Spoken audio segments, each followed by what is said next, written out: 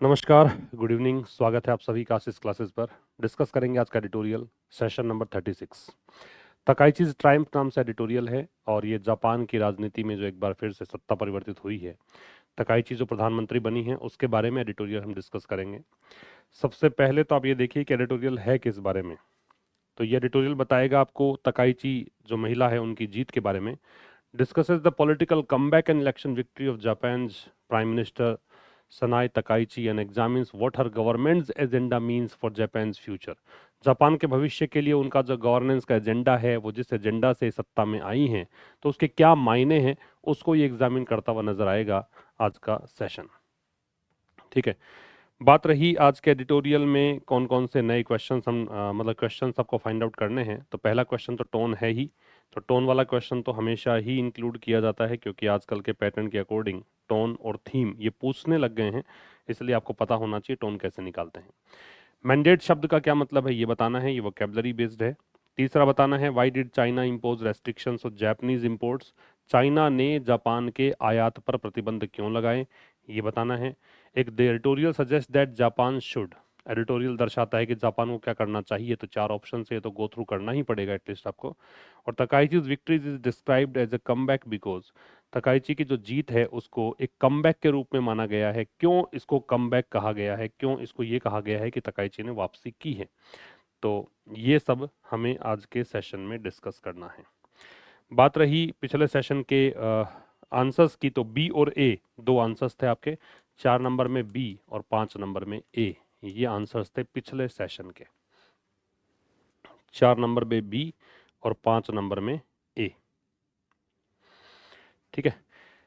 अब आइए डिस्कस करते हैं आज का सेशन, और उससे पहले let me tell you about our courses. So if you want to access any of our courses, then you can install our application Assist Classes, and through that application you can go through our courses and demo classes available in each course. एक R S mains running batch है, एक LDC का batch running है, एक comprehension batch running है SSC और CDS के लिए। Newspaper reading for beginners available है। तो अगर आपको न्यूज़पेपर रीडिंग जीरो लेवल से स्टार्ट करनी है, if you don't know how to understand this particular session, then you can access this one. ये आपको बहुत हेल्प करेगा। अगर आप आर एस मेंस की तैयारी कर रहे हैं तो बिल्कुल नए पैटर्न पे आधारित एक नया कोर्स लॉन्च किया गया है, जिसमें हम प्रेसी राइटिंग फिलहाल डिस्कस कर रहे हैं, और 16 प्रेसी अभी तक हम डिस्कस कर चुके हैं यहाँ पे। आगे ये कंटिन्यू चल रहा है। एलडीसी का बैच उपलब्ध है, जहाँ पे ट्रांसफॉर्मेशन मैंने स्टार्ट कर दी है। इससे पहले टेंस, वॉइस और नरेशन वी हैव डिस्कस्ड, और इससे पहले ट्रांसलेशन भी हमने डिस्कस कर ली है। ट्रांसफॉर्मेशन का एक वीडियो अपलोडेड है, अभी धीरे धीरे आगे इसमें भी अपलोड हो रहे हैं। कॉम्प्रिहेंशन बैच ये एक कंप्लीशन की तरफ है, it is going towards it's and, जल्द ही कंप्लीट हो जाएगा। और एक नया बैच जो एडवांस्ड लेवल की तैयारी करना चाहते हैं, जो इंग्लिश में एडिटोरियल डिस्कस करना चाहते हैं, those who understand everything whatever is being taught by me at 5 daily, तो यहाँ पे आप ये वाला कोर्स एक्सेस कर सकते हैं। Through this course what will you will learn how to refresh the given sentences, you will learn how to speak in English, you will develop or enhance your skills in English language. So all these kind of things can be learned through this course. So if you want to access this course, if you want any kind of queries, if you have in your mind, then you can call us on 7891500999, or you can WhatsApp us on this number. Well, let's get started with today's session. तो हमने discuss कर लिया कि editorial किस बारे में है। Title है तकाइचीज ट्रायम्फ। ट्रायम्फ ये जो वर्ड है ये बहुत ही आम शब्द बन चुका है, क्योंकि आपने काफ़ी बार एग्जाम्स में भी देखा होगा इसको। ट्रायम्फ का मतलब होता है विजय या जीत। इसके सिनोनिम्स आपको दे रखे हैं, विक्ट्री है, सक्सेस है। स्नैप इलेक्शन जो है इसका मतलब है अचानक चुनाव, अचानक चुनाव, अनएक्सपेक्टेड ये इवेंट होता है। इंक्लूसिव मतलब है समावेशी, जिसमें सब कुछ शामिल हम करके चलें, कॉम्प्रिहेंसिव हो, ऑल एम्ब्रेसिंग हो। कंजर्वेटिज्म जो है इसका मतलब रूढ़िवादिता होती है, कंजर्वेटिव से बनता है रूढ़िवादिता। कंजर्वेटिव होता तो रूढ़िवादी, और ये उसका प्रोसेस है, नाउन है, तो रूढ़िवादिता। लैंडस्लाइड विक्ट्री का मतलब है बहुत बड़ी जीत, बहुत बड़े मार्जिन से जीत, बहुत बड़ी जीत। और स्ट्राइकिंग दे रखा है, स्ट्राइकिंग का मतलब है उल्लेखनीय कह सकते हैं, शानदार कह सकते हैं। उल्लेखनीय, शानदार, स्ट्राइकिंग। तो तकाइचीज ट्रायम्फ में जैसा कि मैंने बताया है कि जेनिटिव केस जो होता है, जो अपोस्ट्रोफे आप लगाते हैं, उसके बोथ साइड्स में व्हाट विल यू फाइंड, आपको हमेशा ही नाउन मिलेगा। तो तकाइची चूंकि नाउन नाम है तो नाउन होना स्वाभाविक है, ट्रायम्फ भी नाउन है, तकाइची की जीत। On Japan snap election results, Japan में जो अचानक चुनाव हुए हैं उसके परिणामों के बारे में हम डिस्कस करेंगे। Japan should go beyond conservatism and adopt an inclusive agenda. लेखक का यहाँ पे एक सजेशन है कि जापान को क्या करना चाहिए, जापान को जाना चाहिए इसके परे। शुड है वो मॉडल ऑक्सिलरी वर्ब हो गई, गो मैन वर्ब हो गई, बियॉन्ड प्रेपोजिशन है। किसके परे जाना चाहिए, कंजर्वेटिज्म के परे। ये ऑब्जेक्ट है लेकिन वर्ब का ऑब्जेक्ट नहीं है, प्रेपोजिशन का ऑब्जेक्ट है कंजर्वेटिज्म, और ये नाउन है यहाँ पे। और क्या करना चाहिए, अपनाना चाहिए क्या, इंक्लूसिव एजेंडा। एजेंडा कार्य सूची को बोलते हैं, जिस उद्देश्य से जिन पॉइंट्स को लेकर आप कोई मीटिंग में डिस्कशन स्टार्ट करते हैं वो आपका एजेंडा है।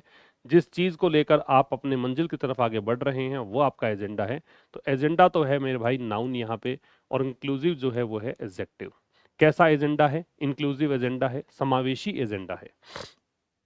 तो तकाइची जो जीती हैं, उससे अभी लेखक कह रहा है कि जापान को जाना चाहिए इसके परे, रूढ़िवादिता से परे, परंपराओं से परे, और एक समावेशी एजेंडा अपनाना चाहिए, सबको शामिल करने वाली अप्रोच अपनानी चाहिए।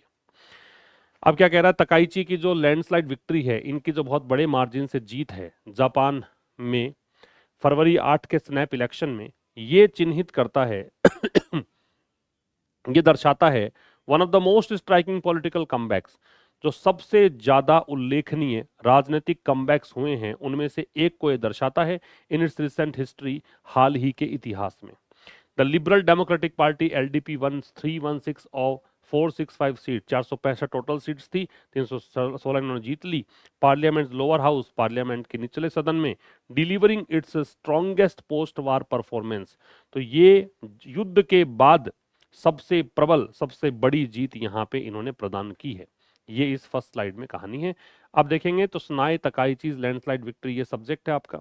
इसकी वर्ब कहाँ पे है, तो इसकी वर्ब ये है मार्क्स। मार्क्स का मतलब होता है चिन्हित करती है, बताती है, ये विशेषता है इसकी। क्या बता रही है, वन ऑफ द वाले केस में प्लूरल नाउन का प्रयोग करते हैं, तो देखिए प्लूरल नाउन आगे कमबैक्स, ठीक है। मोस्ट स्ट्राइकिंग पॉलिटिकल कमबैक्स है, तो मोस्ट स्ट्राइकिंग डिग्री सुपरलेटिव है, तो दोनों ही चीजें आपको याद रखनी है। एक तो ये ध्यान रखना है कि वन ऑफ द वाले केस में, नन ऑफ द में, ईच ऑफ द में प्लूरल नाउन का प्रयोग करते हैं, ठीक है। ये एग्जाम के पॉइंट ऑफ व्यू से very very important. One of the, none of the, each of the, either of the, neither of the, इनमें से कुछ भी दे रखा हो तो वहां पे आपको नाउन लगानी है प्लूरल, एक चीज। दूसरी बात यहाँ पे जो डिग्री अगर लगानी है आपको एडजेक्टिव की, तो डिग्री लगेगी सुपरलेटिव। तो ये मोस्ट स्ट्राइकिंग दे दिया आपको। तो लैंडस्लाइड विक्ट्री कहां पर, जापान के 8 फरवरी के स्नैप इलेक्शन में, ठीक है, इसमें जीत मिली है। स्नैप इलेक्शन का मतलब ये अनएक्सपेक्टेड इलेक्शन, सडन इलेक्शन, अचानक से चुनाव हुए उसके। तो ये चिन्हित करता है, ये मार्क करता है, ये सजेस्ट करता है, ये हिंट देता है, सारे से अर्थ निकाल सकते हैं। मीनिंग जो है वो डिपेंड करता है कॉन्टेक्स्ट पर, संदर्भ पर। कभी भी कोई प्री मेडिटेटेड होकर अगर आप वो कैब सर्च करने बैठेंगे तो शायद हो सकता है कि आप गच्चा खा जाएं, यहाँ पे कंफ्यूजन का शिकार हो जाएं। इसलिए आपको प्री मेडिटेटेड होकर नहीं आना है, आपको संदर्भ देकर मीनिंग निकालना है। तो मार्क्स का जो है इसका मतलब हिंट देना भी हो सकता है, ठीक है।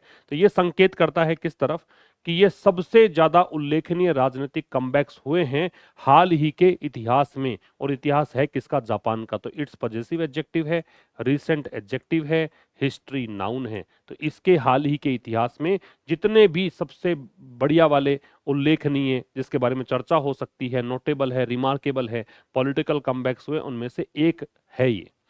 द लिबरल डेमोक्रेटिक पार्टी, जो कि राजनीतिक पार्टी का नाम है, इसलिए आप देख रहे हैं कि द का प्रयोग है। तो before the names of political parties we have to use the as a definitive और स्पेसिफिक आर्टिकल।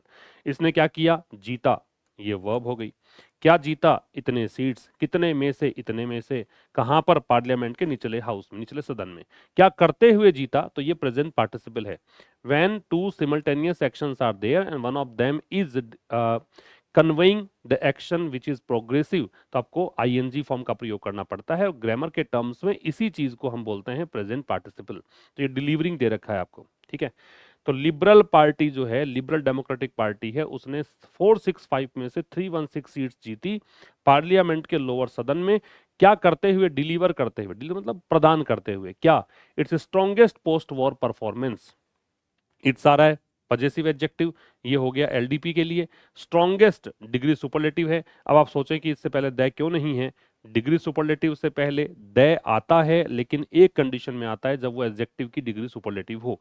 अब ये है तो एडजेक्टिव की ही, फिर भी द नहीं है क्योंकि यहाँ पजेसिव एडजेक्टिव आ गया। ठीक है, और पजेसिव एडजेक्टिव आ गया तो एडजेक्टिव जो हैं वो एक ब्रॉड कैटेगरी है जिसमें हम डिटरमिनर्स भी पढ़ सकते हैं सब कैटेगरी में।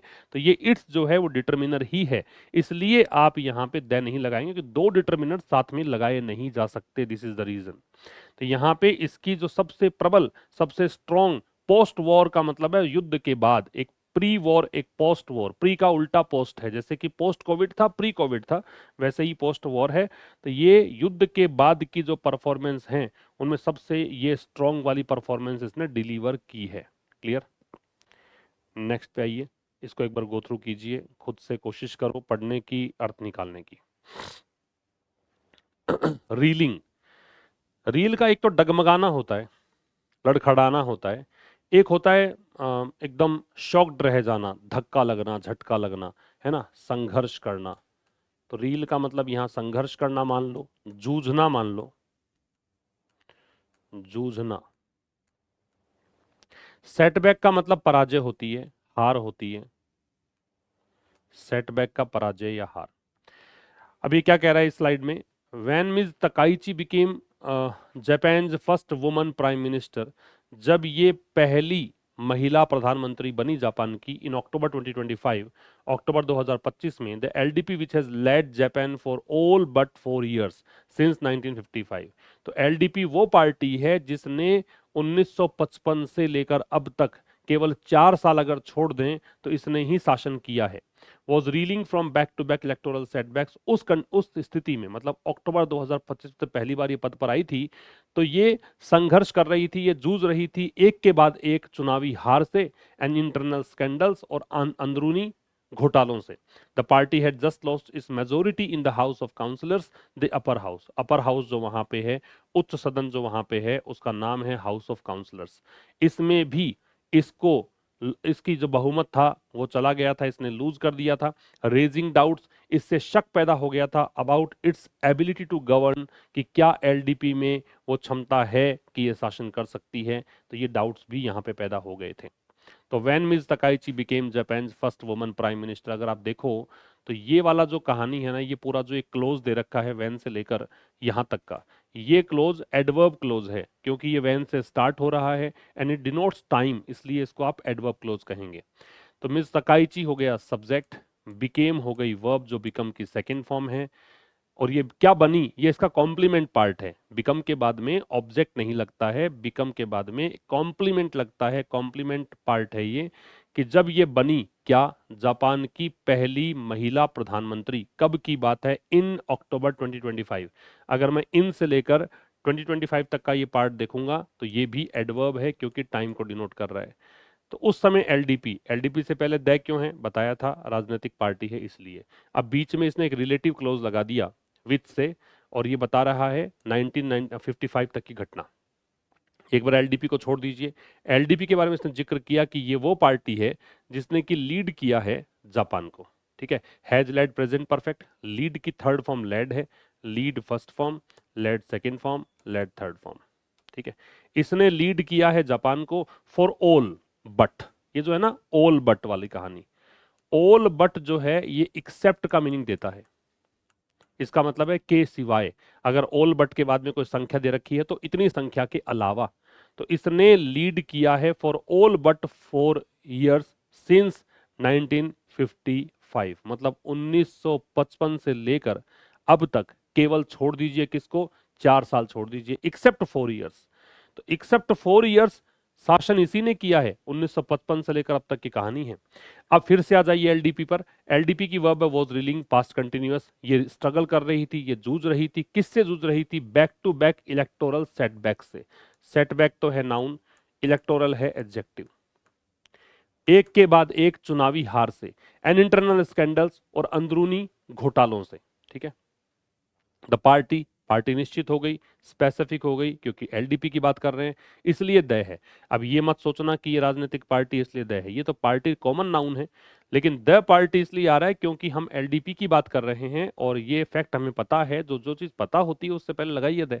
तो ये the party had just lost, ये पास्ट परफेक्ट है। जस्ट जो है वो एडवर्बियल हिंट्स में आप देखते हैं प्रेजेंट परफेक्ट के लिए आता है, लेकिन ऐसा नहीं है, जस्ट परफेक्ट के लिए आता है, ऐसा समझिए आप। ये पास्ट परफेक्ट के लिए आ गया, ठीक है। लूज की थर्ड फॉर्म है lost, LOSE lose, LOST lost, LOST lost. और इसका प्रोनाउंसिएशन भी ध्यान रखिए, ये लूज है, लॉस नहीं है। पार्टी ने लूज की अपनी मेजोरिटी, अपना बहुमत, किसमें? उच्च सदन में। उच्च सदन का नाम क्या है? House of Councillors. जैसे भारत में उच्च सदन कौन? राज्यसभा। निचला सदन कौन सा? लोकसभा। तो वैसी ही कहानी है, उच्च सदन में इसने अपनी मेजोरिटी लूज कर दी। रेजिंग डाउट्स, डाउट्स क्रिएट करते हुए, डाउट्स रेज करते हुए। रेज ट्रांजिटिव वर्ब है, ट्रांजिटिव वर्ब है, इसका मतलब इसके बाद में क्या लगेगा? ऑब्जेक्ट लगेगा, लगा दिया ऑब्जेक्ट हमने। रेजिंग डाउट्स का मतलब डाउट्स खड़े करते हुए, डाउट्स का मतलब शक हो गया, संदेह हो गया। अबाउट इट्स एबिलिटी, किस बारे में? ये प्रेपोजिशन हो गया। इट्स एबिलिटी में इट्स पजेसिव हो गया, एबिलिटी नाउन हो गया। टू गवर्न इन्फिनिटिव है, ठीक है। इनकी क्षमता, क्षमता किस चीज की? गवर्न करने की, रूल करने की, ठीक है। तो इसने डाउट खड़ा कर दिया कि क्या वास्तव में ही एलडीपी रूल कर सकती है क्या? इसको अगर ये रूल कर सकती है तो ऐसा क्यों हो रहा है कि एक के बाद एक इसको हार का सामना करना पड़ रहा है? ऐसा क्यों हो रहा है कि इसको इंटरनल स्कैंडल्स को फेस करना पड़ रहा है? ठीक। नेक्स्ट देखिए, इसमें इमीडिएट चैलेंज का मतलब है अर्जेंट टास्क, प्रेसिंग इश्यू, मतलब तत्कालिक चुनौती ये है, ठीक है। अभी हाल फिलहाल की चुनौती ये है, तत्कालिक चुनौती। रिवर्स का मतलब पलट देना है, टर्न अराउंड है, ओवरटर्न है। मैंडेट का मतलब जनादेश है, जनमत है, लोगों का सपोर्ट है। क्लोजली अलाइंड का मतलब है बहुत ज्यादा नजदीक, है ना, स्ट्रांगली एसोसिएटेड, काफी ज्यादा आपस में जुड़े हुए, ठीक है, नजदीक कह सकते हो। डिस्टिंक्टली मतलब है स्पष्टतया। क्रैकडाउन का मतलब है सख्त कार्यवाही करना, टेक स्ट्रिक्ट एक्शन और सप्रेस, सख्त कार्यवाही करना। और ये वर्ड तो आपने मेरे साथ पहले भी देखा ही है। एक है स्टैंड अप टू, इसका मतलब है सामना करना, विरोध जताना, किसी के सामने जाके खड़े हो जाना विरोध के दृष्टिकोण से। अब इस स्लाइड में क्या है? हर इमीडिएट चैलेंज उनके सामने, तकाइची के सामने अभी हाल फिलहाल की अर्जेंट एक चुनौती जो थी वो ये थी, to quickly reverse the LDP's decline in fortune, कि एलडीपी का जो गिरता हुआ ग्राफ था, इसका जो फॉर्चून मतलब भाग्य होता है, जो इसका भाग्य में गिरावट आ रही थी उसको पलटना, उस भाग्य को पलटना ऐसा चुनौती थी। And secure A clear mandate for herself, और एक और चुनौती थी कि खुद के लिए स्पष्ट बहुमत प्राप्त करें। A conservative nationalist closely aligned with the late former prime minister Shinzo Abe, ये बहुत नजदीकी रूप से जुड़ी हुई थी किसके साथ? भूतपूर्व स्वर्गीय प्रधानमंत्री शिंजो आबे के साथ, ठीक है। She advanced the distinctly Trumpian agenda with Japanese characteristics, तो इन्होंने क्या किया? इन्होंने जापान की विशेषताओं के साथ ट्रंप के एजेंडा को स्पष्ट रूप से इन्होंने आगे बढ़ाया। She pledged to crack down on immigration, इन्होंने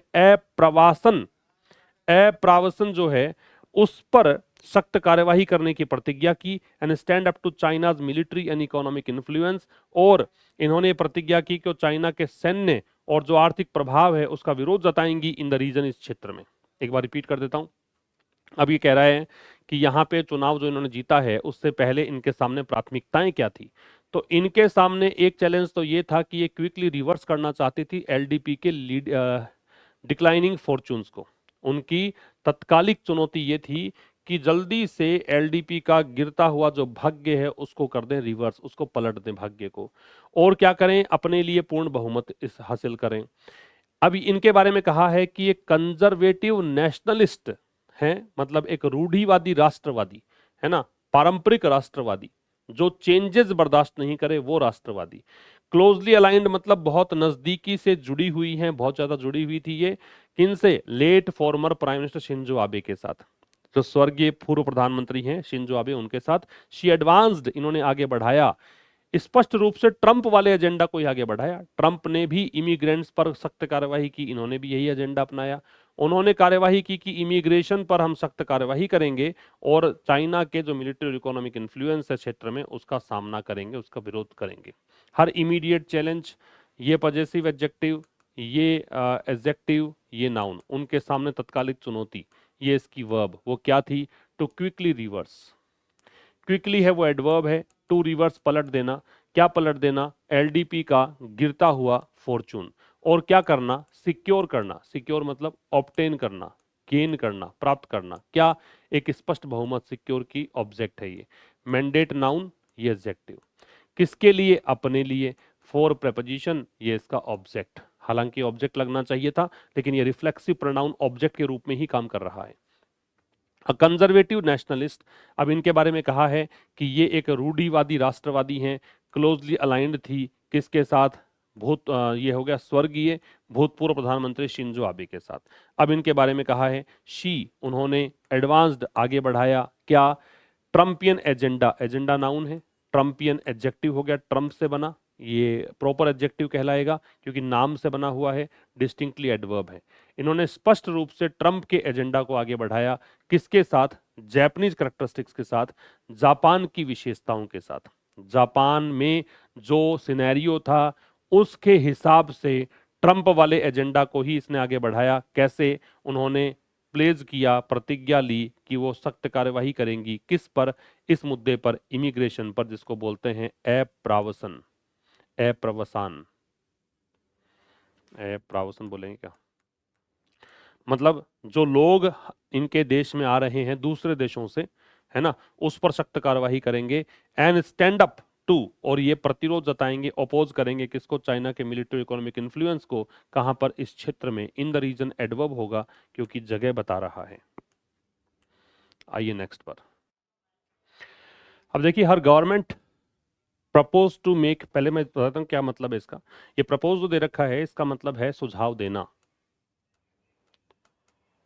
सुझाव प्रस्तुत करना, ठीक है। प्रोस्पेक्टिव है, इसका मतलब है संभावित। इंटरवीन का मतलब है हस्तक्षेप करना, हस्तक्षेप करना, ठीक है।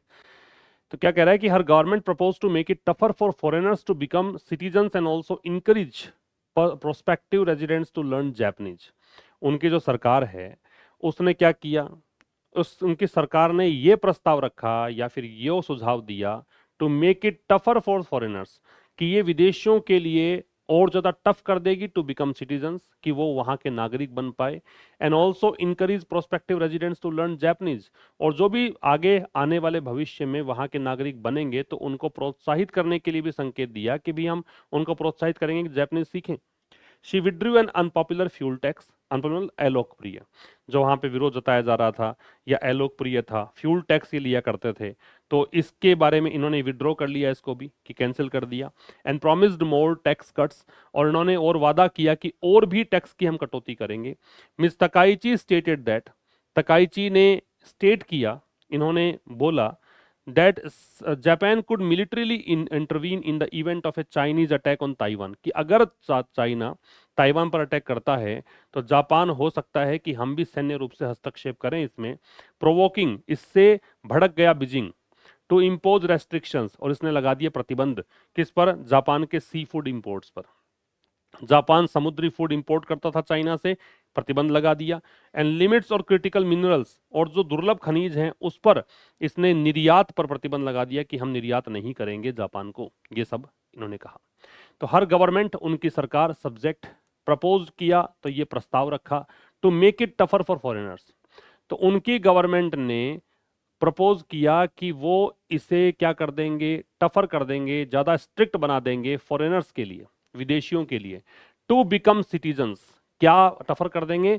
सिटीजन्स बनना, नागरिक बनना। एंड ऑल्सो इंकरेज, और क्या करेंगे? प्रोत्साहित करेंगे प्रोस्पेक्टिव रेजिडेंट्स को, मतलब वो रेजिडेंट्स जो संभावित हैं, लाइकली हैं, टू लर्न जैपनीज, जापानी सिखाने के लिए, सीखने के लिए। समझ में आ रही है? प्रोस्पेक्टिव जो है वो एडजेक्टिव है, ये आपका नाउन है। तो उनकी सरकार ने प्रपोज किया टू मेक इट टफर, कि वो इसे मुश्किल कर देंगे फॉरेनर्स के लिए कि वो वहां के सिटीजन्स बने, मतलब नियम थोड़े से कड़े कर देंगे, कठोर कर देंगे। और साथ में इन्होंने ये भी प्रस्ताव रखा कि हम इंकरेज करेंगे, प्रोत्साहित करेंगे जो भी संभावित रेजिडेंट्स होंगे कि वो सीखें, जैपनीज सीखें। शी विड्रू, उन्होंने वापस लिया। ये विड्रू जो है वो सेकेंड फॉर्म है मेरे भाई, यहाँ पे विड्रॉ होती है फर्स्ट फॉर्म, इसकी सेकेंड फॉर्म होती है विड्रू, इसकी थर्ड फॉर्म होती है विड्रॉन। ठीक है, ये तीनों फॉर्म्स हैं इसकी। तो उन्होंने अनपॉपुलर फ्यूल टैक्स, एक अनपॉपुलर एडजेक्टिव है, फ्यूल टैक्स नाउन है, तो इन्होंने एक लोकप्रिय, मतलब अलोकप्रिय एक फ्यूल टैक्स लगाया करते थे ये, इसको इन्होंने कर दिया विड्रॉ। और प्रॉमिस किया मोर टैक्स कट्स, कि अधिक टैक्स में हम कटौती करेंगे, ये भी इन्होंने वादा किया। मिज तकाइची, ये मिज इसलिए आ रहा है भाई, जब सेलिब्रिटीज हो, कोई ऐसी महिला हो जिसका मैरिटल स्टेटस डिनोट नहीं करना चाहते हो आप, जिसको नहीं बताना चाहते हो वेदर शी इज मैरिड और अनमैरिड, तो फिर ये मिज जो है ये एक ऑनरिफिक वर्ड के रूप में आप पहले प्लेस कर सकते हो। तो तकाइची ने स्टेट किया मतलब कहा या एक्सप्रेस किया, दैट की क्या कहा, कि जापान जो है वो क्या कर सकता है, मिलिट्रीली इंटरवीन कर सकता है, मतलब सैन्य रूप से हस्तक्षेप कर सकता है। किसमें, इन द इवेंट ऑफ, यदि ऐसा हुआ। इन द इवेंट ऑफ का मतलब है इन केस या इफ, यदि ऐसा हुआ, क्या हुआ, चाइनीज अटैक ऑन ताइना, ये ताइवान, ये जो ऑन है इसलिए आ रहा है क्योंकि ये अटैक जो है वो नाउन है तो ऑन लगा सकते हो आप। ठीक है, यदि चाइना का हमला होता है ताइवान पर, तो ऐसे कंडीशन में हम सैन्य रूप से हस्तक्षेप कर सकते हैं। ऐसा करते हुए, ये प्रेजेंट पार्टिसिपल है, प्रोवोक करते हुए। प्रोवोक का मतलब क्या है, प्रोवोक का मतलब है इंस्टिगेट करना, इंस्टिगेटिंग। प्रोवोक का मतलब है इनसाइटिंग। ठीक है, ये है भड़काना, उकसाना, उकसाते हुए बीजिंग को, बीजिंग वहां की राजधानी मतलब चाइना की बात है। किस लिए उकसाते हुए, क्या उकसाते हुए, कि इन्होंने ये भड़क गए और इन्होंने क्या कर दिया, इंपोज कर दिया। इंपोज का मतलब होता है इन्फ्लिक्ट, थोपना। क्या थोप दिए, रेस्ट्रिक्शंस। किस पर, जापानीज सी फूड इंपोर्ट्स पर। और क्या कर दिया, लिमिट्स लगा दी। किस पर, क्रिटिकल मिनरल्स एक्सपोर्ट, मतलब इंपॉर्टेंट, वाइटल, जो महत्वपूर्ण मिनरल्स हैं उनके एक्सपोर्ट्स पर। और एक्सपोर्ट कहाँ करते थे ये, जापान में, उस पर भी लिमिट लगा दी, प्रतिबंध लगा दिया। ये कहानी है। ठीक है, अब आइए मैच द कॉलम एक्सरसाइज करते हैं। मैंडेट जो है जनादेश को बोलते हैं, तो जनादेश के लिए यहाँ पे कौन सा वर्ड है, ये है अथॉरिटी गिवन बाय वोटर्स। आपका आंसर आएगा सी। प्रोवोक का मतलब भड़काना होता है, भड़काने के लिए वर्ड कौन सा है, ट्रिगर, आंसर आएगा ई। इंटरवीन का हस्तक्षेप करना है, हस्तक्षेप करना है तो आपका आंसर क्या आ जाएगा, इंटरवीन, स्टेप इन या मीडिएट, ए। प्रोस्पेक्टिव का मतलब संभावित है, पोटेंशियल या लाइकली, डी। और विड्रॉ का मतलब है, विड्रॉ विड्रॉ का आ जाएगा कैंसिल या टेक बैक, वापस लेना, बी।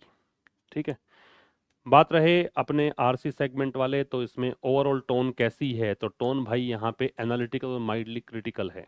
थोड़ा बहुत यहाँ पे विश्लेषण देखने को मिलेगा और थोड़ी सी आलोचना देखने को मिल सकती है। ठीक है, कहीं कहीं पर कहा है कि बैक टू बैक इनको हार का सामना करना पड़ा, ये करना पड़ा, वो करना पड़ा, इनको इंक्लूसिव, इनको थोड़ा हटना चाहिए इस नीति से, समावेश नीति अपनानी चाहिए, थोड़ी सी क्रिटिसाइज भी किया है और एनालिटिकल भी है।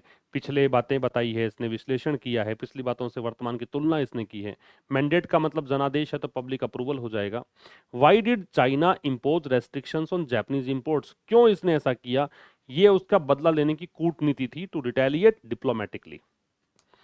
फिर है कि एडिटोरियल सजेस्ट करता है कि जापान को क्या करना चाहिए, जापान को फोकस करना चाहिए नेशनलिज्म पर, नहीं, ये शुरुआत में ही दे रखा था, इनकी अप्रोच थोड़ी सी इंक्लूसिव होनी चाहिए। और तकाइची की विक्ट्री जो है उसको कमबैक क्यों कहा गया है, क्योंकि उन्होंने विदेशी नेता को हराया इसलिए ना, इसलिए क्योंकि भाई पहले ये सेटबैक्स फेस कर रही थी, पहले ये हार का सामना कर रही थी, अब इसने कमबैक किया है इस तरीके से। मैंने सारे ही आंसर्स आज तो बता दिए हैं आपको। Okay, thank you very much for watching till the end. See you tomorrow at 5 through a new editorial session number 37. Till then, namaskar.